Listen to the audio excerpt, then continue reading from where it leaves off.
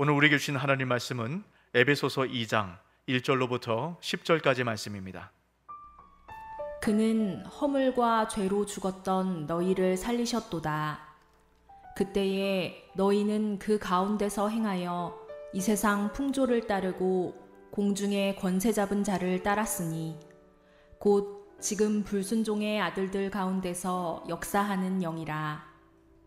전에는 우리도 다 그 가운데서 우리 육체의 욕심을 따라 지내며 육체와 마음에 원하는 것을 하여 다른 이들과 같이 본질상 진노의 자녀이었더니 긍휼이 풍성하신 하나님이 우리를 사랑하신 그 큰 사랑을 인하여 허물로 죽은 우리를 그리스도와 함께 살리셨고 너희는 은혜로 구원을 받은 것이라. 또 함께 일으키사 그리스도 예수 안에서 함께 하늘에 앉히시니 이는 그리스도 예수 안에서 우리에게 자비하심으로써 그 은혜의 지극히 풍성함을 오는 여러 세대에 나타내려 하심이라. 너희는 그 은혜에 의하여 믿음으로 말미암아 구원을 받았으니 이것은 너희에게서 난 것이 아니요 하나님의 선물이라. 행위에서 난 것이 아니니 이는 누구든지 자랑하지 못하게 함이라. 우리는 그가 만드신 바라 그리스도 예수 안에서 선한 일을 위하여 지으심을 받은 자니 이 일은 하나님이 전에 예비하사 우리로 그 가운데서 행하게 하려 하심이니라. 아멘. 아멘. 우리 앞시자로 인사할까요? 잘 오셨습니다. 사랑하고 축복합니다.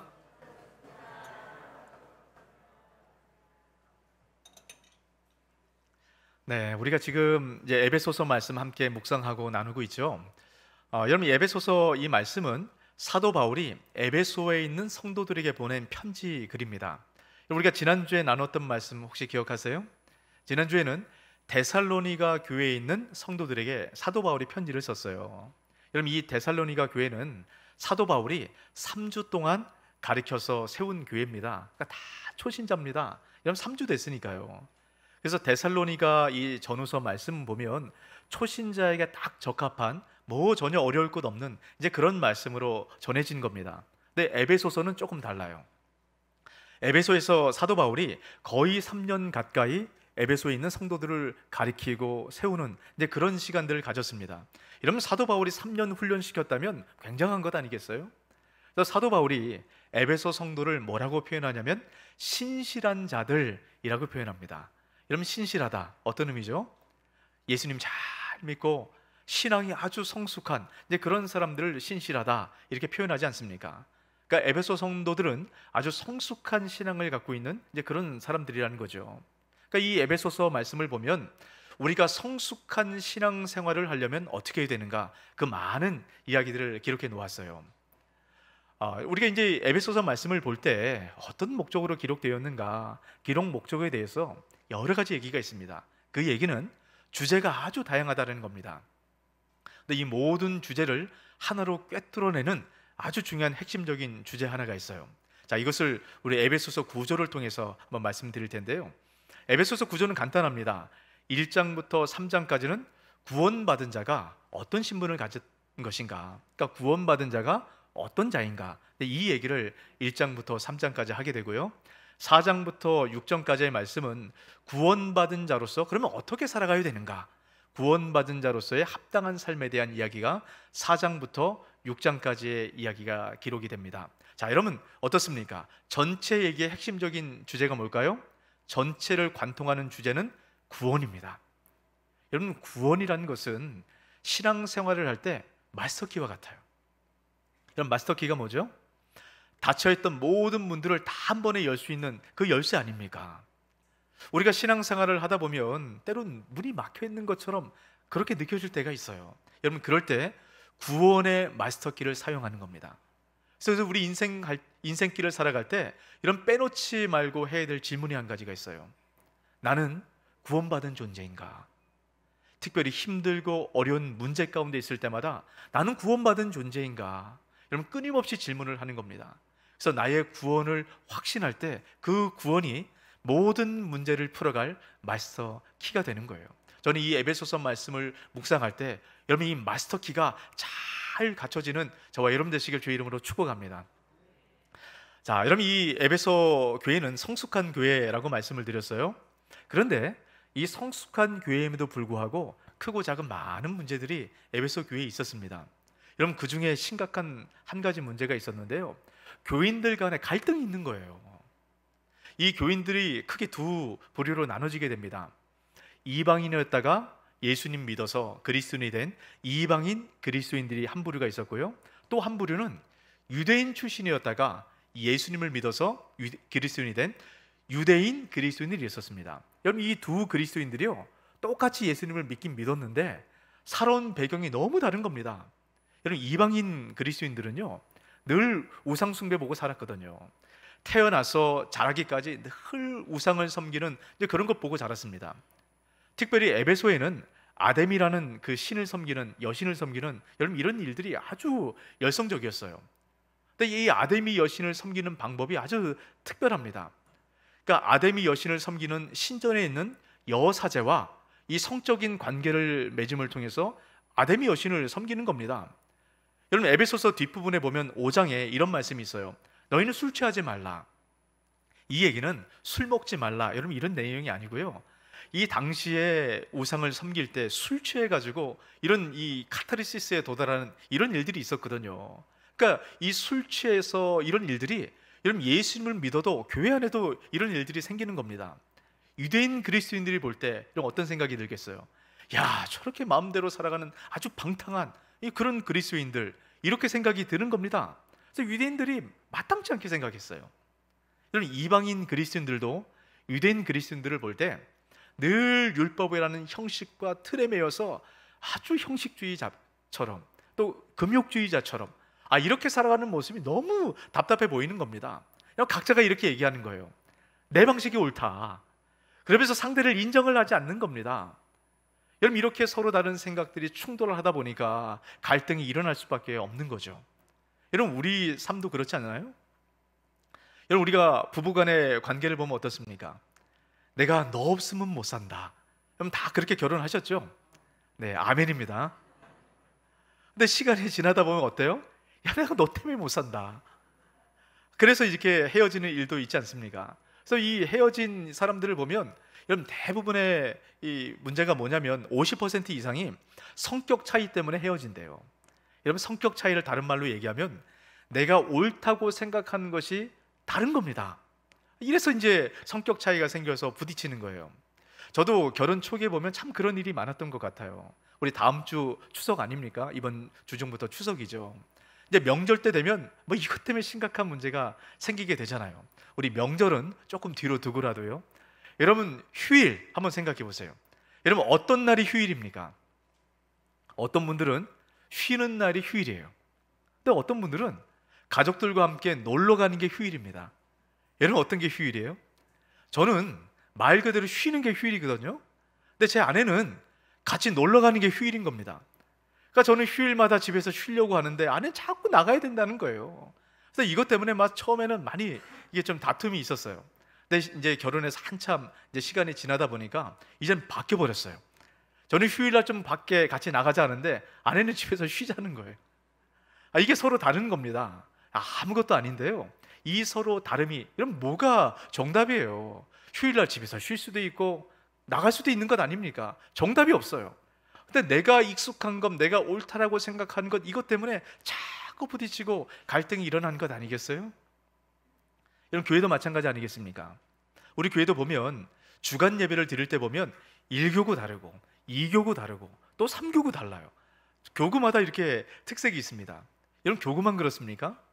교구 안에 있는 목장도 그래요. 여러분 이 목장과 또 저 목장은 같은 교인들인데 완전히 또 다른 그런 색깔들을 갖고 살아갑니다. 그러니까 서로 다르다 보니까 자꾸 이런 갈등의 문제가 있어요. 여러분 이 문제 어떻게 풀어갑니까? 참고 말지. 내가 양보하고 말지. 여러분 이게 한 번, 두 번이죠. 쌓이고 쌓이면 이게 폭발합니다. 근원적인 문제를 해결해야 돼요. 여러분 어떻게 해결할 수 있을까? 사도 바울이 오는 본문 말씀을 통해서 그렇게 갈라져 있고 갈등하고 있는 그 교회 가운데 해결책을 줍니다. 제가 처음에 그런 말씀 드렸어요. 신앙생활을 할 때 우리 안에 있었던 모든 문제를 풀 수 있는 마스터키, 그럼 그게 뭐죠? 구원이죠, 구원. 이 구원의 어떤 것인가, 이걸 풀어가면서 해답을 줍니다. 오늘 말씀에 보면 구원이 뭔가 아주 내용을 명확하게 말씀하세요. 오늘 이 말씀을 여러분 마음 가운데 잘 새기시기 바랍니다. 자, 그러면 1절 말씀 같이 볼까요? 그는 허물과 죄로 죽었던 너희를 살리셨도다. 자, 여러분 우리가 읽었던 이 1절 말씀은 좀 우리가 이해하기 쉽게 많이 의역을 해놓은 겁니다. 성경에 조금 원문에 가까운 그 번역본이 있는데요, 새 번역으로 보면 이렇게 돼 있어요. 포진 새 번역으로 한번 보겠습니다. 여러분도 전에는 허물과 죄로 죽었던 사람들입니다. 자, 여기 보면 죽었다 살았다 뭐 이런 얘기가 없습니다. 너희는 전에 허물과 죄로 죽었던 그런 존재 아니냐, 이 얘기를 하는 겁니다. 여기서 너희는 누굴까요? 너희는 이방인 그리스도인들을 얘기해요. 이방인 그리스도인들, 너희는 전에 허물과 죄로 죽었던 그런 존재 아니냐. 그러면서 2절을 통해서 이렇게 얘기하죠. 그때 너희는 그 가운데서 행하여 세상 풍조를 따르고 공중권세 잡은 사단 아닙니까? 사단을 따랐던 그런 존재 아니냐라고 사도 바울이 얘기합니다. 이 편지를 읽었을 때 이방인 그리스도인들 어떤 생각이 들었을까요? 고개를 푹 숙일 수밖에 없는 겁니다. 야, 우리가 이런 죄인이었는데, 야, 우리가 이런 이 세상 풍조를 따랐던, 마귀를 따랐던, 야, 우리가 그런 존재였는데, 이런 생각이 들지 않겠어요? 그럼 반대로 유대인 그리스도인들은 어떤 생각이 들까요? 야, 그래, 맞아. 야, 사도 바울이 정말 제대로 얘기했네. 야, 그래, 저 이방인 그리스도인들, 제대로 살지 못하는 그리스도인들, 야, 사도 바울이 너무 얘기를 잘했다. 이렇게 생각이 들면서 우리가 맞다, 이런 생각하지 않겠습니까? 이런 생각할 걸 사도 바울이 너무 잘 알았어요. 그래서 3절에서 뭐라고 얘기합니까? 전에는 우리도 다 그 가운데서 우리 육체의 욕심을 따라 지내며 육체와 마음에 원하는 것을 하여, 여기서 우리는 누굴까요? 유대인 출신의 그리스도인들을 얘기해요. 그러니까 유대인 출신 그리스도인들, 너희들도 똑같지 않냐, 육체를 따라 살아갔지 않냐 라고 얘기합니다. 이방인이나 유대인이나 다 똑같은 그런 죄인이라는 겁니다. 그러면서 뭐라고 얘기하죠? 3절 하반절에 이렇게 얘기합니다. 다른 이들, 여러분 다른 이들이 누굴까요? 이 세상의 모든 사람들입니다. 이방인, 유대인뿐만 아니라 모든 사람이 뭐라고 얘기해요? 본질상 진노의 자녀였다. 본질상 태어나면서부터 다 죄를 짓고 그렇게 살아가 심판받아 죽을 수밖에 없는 그런 존재다, 이런 얘기를 하고 있는 겁니다. 여러분, 우리가 살아가는 이 세상의 많은 사람들은 우리가 죄인이다, 본질상 우리가 죽을 수밖에 없고 심판받을 수밖에 없다, 이런 얘기를 하면 교회 다니는 사람들도 싫어해요. 근데 여러분, 우리 안에 그런 죄성이 있어요. 드러나지만 않았을 뿐이지, 숨겨져 있을 뿐이지, 여러분 때가 되면 드러납니다. 여러분, 이게 잘 보여주는 이야기가 있어요. 여러분, 랭던 길키가 산둥수용소라는 책을 썼는데요, 이건 이제 체험담입니다. 2차 세계대전 때 중국의 한 포로 수용소에 수감이 됐습니다. 근데 그러면서 일어났었던 일들을 이제 직접 체험한 걸 기록한 것이거든요. 그 중에 한 일화를 이야기를 합니다. 성탄절이 되었어요. 그러니까 성탄절이 되니까 미국 적십자사에서 이제 포로들을 위해서 성탄절 선물을 보내줍니다. 1,550개를 보냈대요. 그때 포로들은 1,450명이 있었거든요. 이제 포로 수용소에서 이 선물을 어떻게 처리하면 좋을까 고민하다가 모든 포로들에게 다 선물을 나눠줍니다. 그럼 몇 개 남죠? 100개가 남잖아요. 근데 그때 미국인 포로가 200명이 있었거든요. 그럼 미국인 포로들에게는 미국 적십사사에서 선물이 왔으니까 반 개씩 더 주면 되겠다. 굉장히 합리적인 그런 방법 아니에요? 근데 이 얘기를 미국인 포로들이 들었어요. 그래서 몇 사람들이 항의를 하기 시작합니다. 포로 수용소에 가서, 아니 미국 적십자사에서 왔으면 이걸 다 미국인 포로들에게 줘야지 왜 다른 나라 사람들에게 나눠주냐고, 이건 말이 안 된다고. 그러면서 이렇게 요구하는 겁니다. 이 선물을 7개 반씩 미국인들에게 다 주라, 이렇게 얘기를 했어요. 이 얘기를 이런 다른 포로들이 들었습니다. 그러고 나서 화가 난 겁니다. 어떻게 미국인 포로들이 그럴 수 있냐고. 그러면서 막 싸움이 일어나기 시작하는 거예요. 이 모습을 회상하면서 랭던 길키가 이렇게 글을 하나 썼습니다. 누가 미국인인지 영국인인지 백인인지 흑인인지 유대인인지 인디언인지 그런 것들에 대해서는 오랫동안 잊고 있었던 우리 공동체가 갑자기 싸움으로 붕괴되더니 적대적인 민족주의 집단으로 완전히 분리되고 말았다. 역설적인 것은 우리의 놀라운 크리스마스의 선물이 평화와 정반대되는 것을 가져왔다는 사실이다. 여러분 웃기지 않습니까? 여러분 같은 포로로 있을 때는요, 백인이든 흑인이든 영국인이든 미국이든 가릴 필요가 없는 겁니다. 다 포로니까요.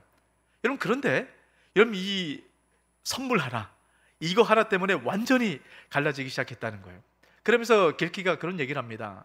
여러분 그 포로들 가운데 그렇게 주장했던 사람들 가운데 다 선교사가 있었고요, 성직자가 있었고 교사가 있었고 사업가가 있었고 사람들이 그렇게 존경하는 사람들이 있었는데 여러분 그들이 육체적 욕망 앞에 이 허물어지는 모습을 보고 참 인간의 본성이 무엇인가 이것을 깨달았다라고 얘기를 합니다.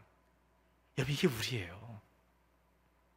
먹을 거 하나, 선물 하나, 여러분 이거에 분열되고 갈라지고 싸우는 것, 여러분 이게 우리입니다. 죄와 허물로 죽을 수밖에 없었던 여러분 그런 존재는 잘라진 꽃과 같습니다. 여러분 꽃이 처음에 잘려지고 나면 향기도 나요. 잠깐 동안은 꽃이 아름답게 피어 있습니다. 근데 이 꽃에는 유통기한이 있죠. 며칠 지나면 다 시들어져서 버리게 됩니다. 우리 인간도 마찬가지예요. 우리에게 유통기한이 있습니다. 여러분의 유통기한은 얼마 될 것 같으세요? 길어야 100년 아닙니까? 100년이 지나고 나면, 유통기한이 끝나고 나면 다 폐기 처분되는 것이 본질상 진노의 자녀들이에요. 이런 그런 우리에게 역사적인 전환점이 일어나기 시작합니다. 그게 뭐죠? 여러분 우리 인류의 역사의 전환점 어떻게 이루어집니까? BC와 AD로 바뀌어지게 되죠. 여러분 우리 인생도 마찬가지라는 거예요. 지금 사도 바울이 그 얘기를 하는 겁니다. 1절부터 3절까지 얘기는 BC예요. 예수님 오시기 전에, 예수님 믿기 전에 BC의 삶을 살아갈 수밖에 없다라고 얘기합니다. 그리고 4절부터 10절까지의 말씀은 AD, 예수님을 만난 이후의 삶에 대해서 이야기를 합니다. 근데 여기에 놀라운 게 있어요. 3절과 4절, 이 역사적인 전환점이 일어나는 이 사이에 생략된 하나의 말씀이 있습니다. 이런 원문에 있는데 우리 성경은 이걸 번역을 안 해놨어요. 그게 뭐냐면 그러나 라는 말씀입니다. 여러분 할 수만 있으면 성경에 그 3절 4절 사이에 그러나 이 단어를 하나 써놓으시면 더욱 은혜가 될 것 같아요. 우리가 예전에는 죄와 허물로 죽었고 이 세상 풍조를 따라갔고 본질상 진노의 자녀가 될 수밖에 없었지만 그러나 이제는 예수 그리스도로 말미암아 새로운 피조물이 되었다. 여러분 이게 바로 구원입니다. 여러분 이 구원을 어떻게 표현하냐면 5절 6절에서 이렇게 말씀합니다. 허물로 죽은 우리를 그리스도와 함께 살리셨고 너희는 은혜로 구원을 받은 것이라. 또 함께 일으키사 그리스도 예수 안에서 함께 하늘에 앉히시니. 여러분 그리스도 예수 안에서 우리를 살리셨고 우리를 일으키시고 우리를 하나님 보좌 우편에 앉히셨다라고 말씀을 합니다. 여러분 여기서 제일 중요한 말씀이 뭐냐면 그리스도 안에서예요. 여러분 예수님께서 십자가에 달려 죽으시고 부활하시고 하나님 우편에 앉으셨어요. 이게 나랑 무슨 상관입니까? 이게 여러분과 무슨 상관이에요? 여러분 이것이 나와 상관이 있으려면 예수 그리스도 안에 있어야 됩니다. 다시 말하면 예수 그리스도와 연합이 일어나야 돼요. 그래야만 이것이 나에게 상관이 있는 겁니다. 여러분 이게 바로 구원이라는 거예요. 그럼 어떻게 연합이 될 수 있는가? 그것을 8절을 통해서 이야기를 합니다. 우리 8절 같이 있습니다. 너희는 그 은혜에 의하여 믿음으로 말미암아 구원을 받았으니 이것은 너희에게서 난 것이 아니요 하나님의 선물이라. 믿음으로 말미암아 예수 그리스도와 연합이 된다라고 말씀을 합니다. 그래서 구원을 받는데요. 이것이 바로 하나님의 선물이다 라고 말씀을 합니다. 하나님의 선물. 이런 선물이 뭡니까? 공짜로 값없이 주어지는 것. 여러분 이게 선물 아니에요? 여러분 이 구원이 선물로 주어지는 것을 잘 생각하셔야 돼요. 근데 우리는 구원이 공짜로 주어집니다. 여러분 구원 받았을 때 여러분 뭐 돈 낸 적 있으세요? 여러분 구원 받았을 때 예수님 위해서 뭐 팔 하나 잘라서 드리거나 이런 적 있습니까? 아무도 우리 그런 사람 없어요. 우리는 공짜로 다 구원을 받았습니다. 근데 우리가 공짜로 값없이 구원을 받는다, 여러분 이 생각에 사로잡히면 구원을 굉장히 가볍게 여길 수 있게 됩니다. 여러분 구원은 그런 게 아니에요. 여러분 주님께서 왜 공짜로 값없이 우리에게 구원을 베풀어 주셨습니까? 구원이라는 것은 값을 매길 수 없기 때문이죠. 여러분 우리가 갖고 있는 어떤 것으로도 값을 매길 수 없기 때문에 공짜로 받을 수밖에 없는 겁니다. 선물로 받을 수밖에 없는 거예요. 여러분 구원이 가볍게 여겨지면 이 구원이 모든 인생을 풀어갈 마스터키라고 말씀드렸잖아요. 구원을 받았음에도 불구하고 늘 문제 가운데 눌려 살아갑니다. 마스터키가 있음에도 불구하고 사용을 못해요.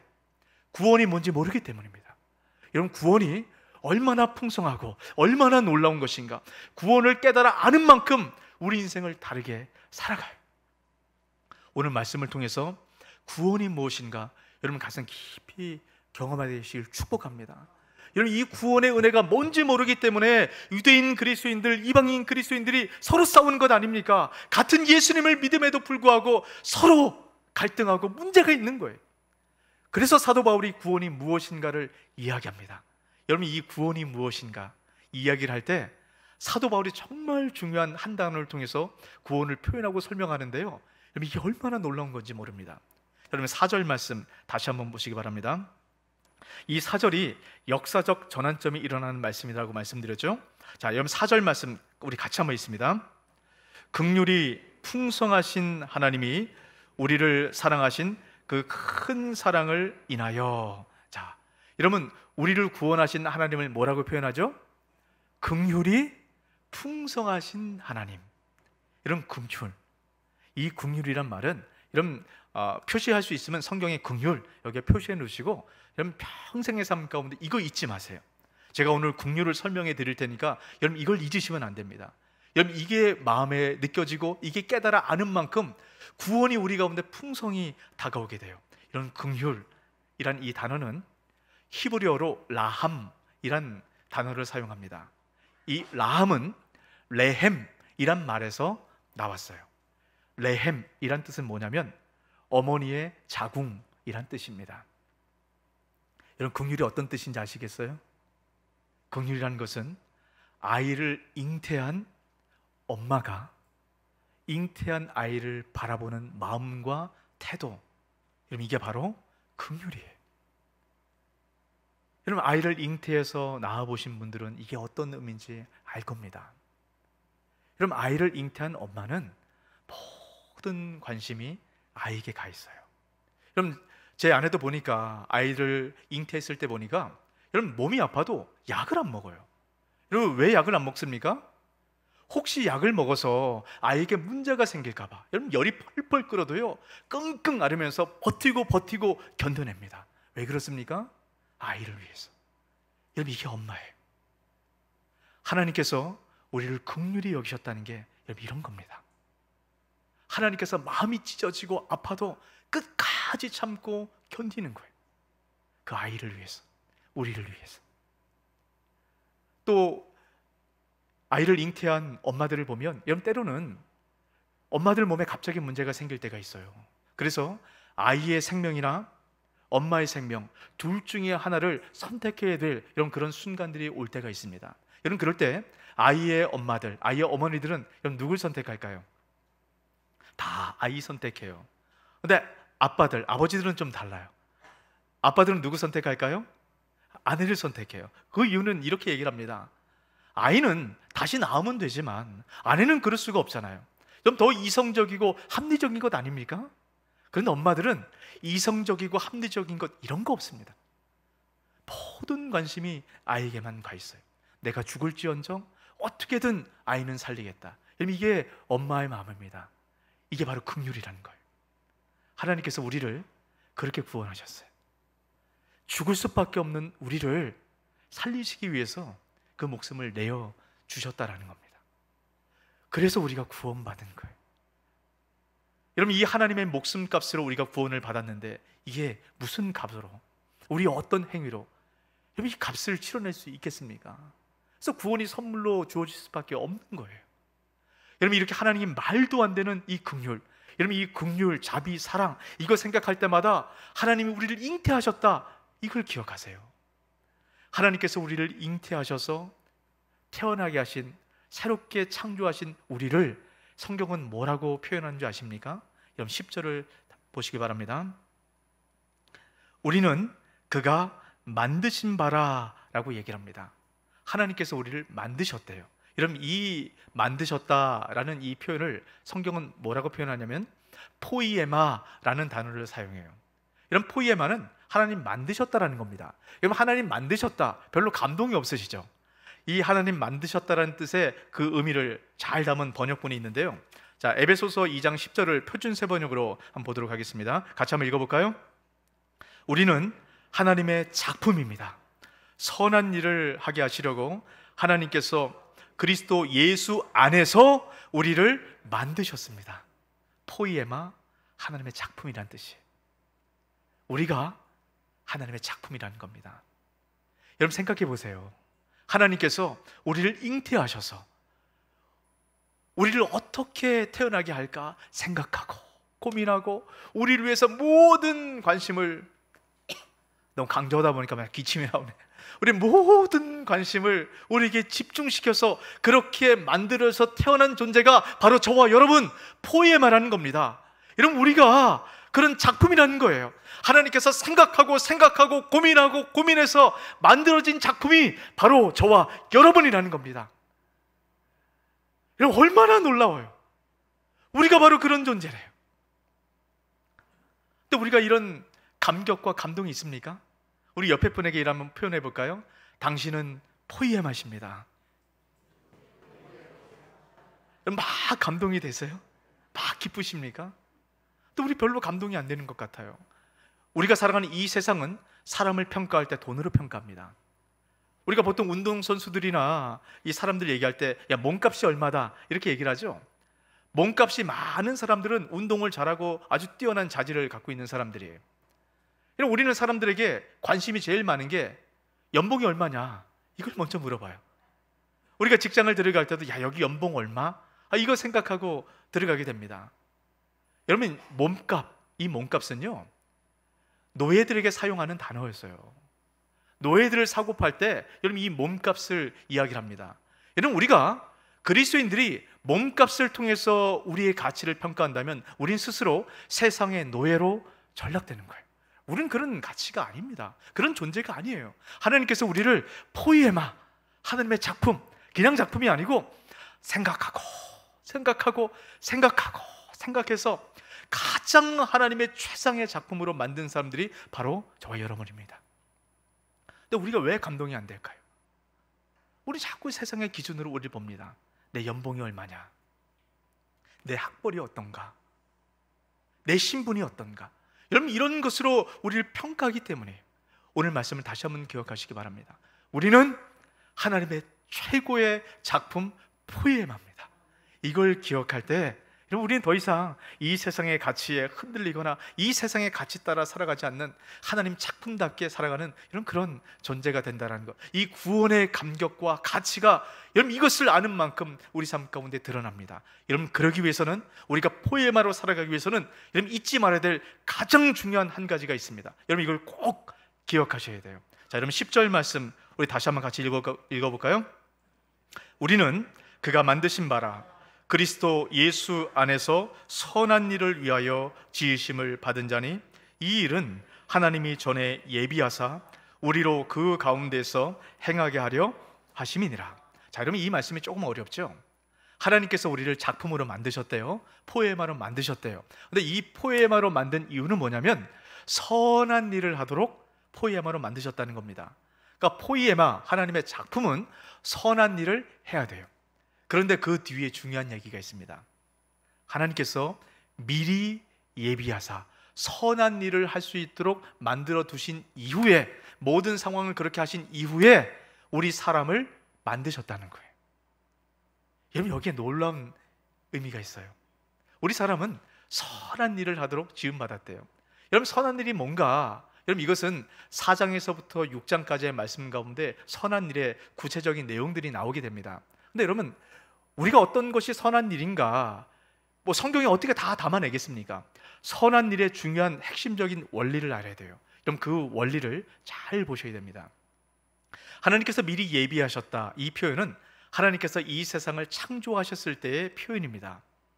하나님께서 이 세상을 창조하실 때 이 세상을 어떻게 창조하실까 하나님께서 생각하시고 하나님께서 작정하시고 계획하셔서 이 세상을 창조하셨어요.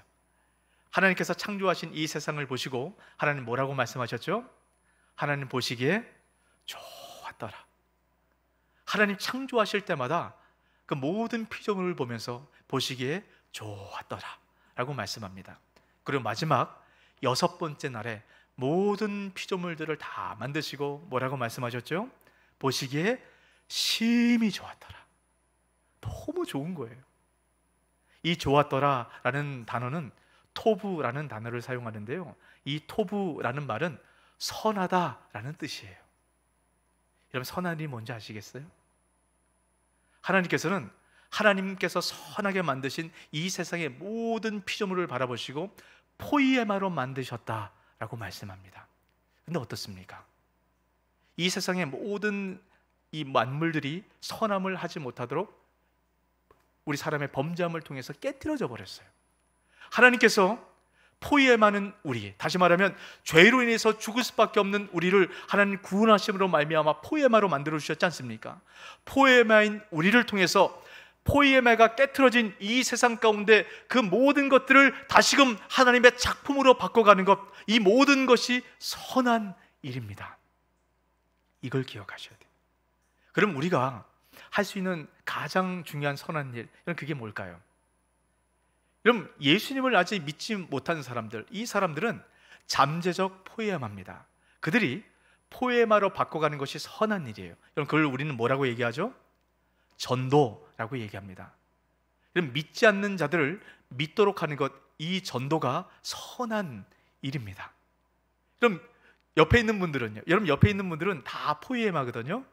여러분, 옆에 있는 분들이 포이에마는 포이에마답게 살아가야 돼요. 근데 우리가 보면 아직 공사 중 아닙니까? 포이에마답게 살아가지 못하는 많은 일들이 있어요.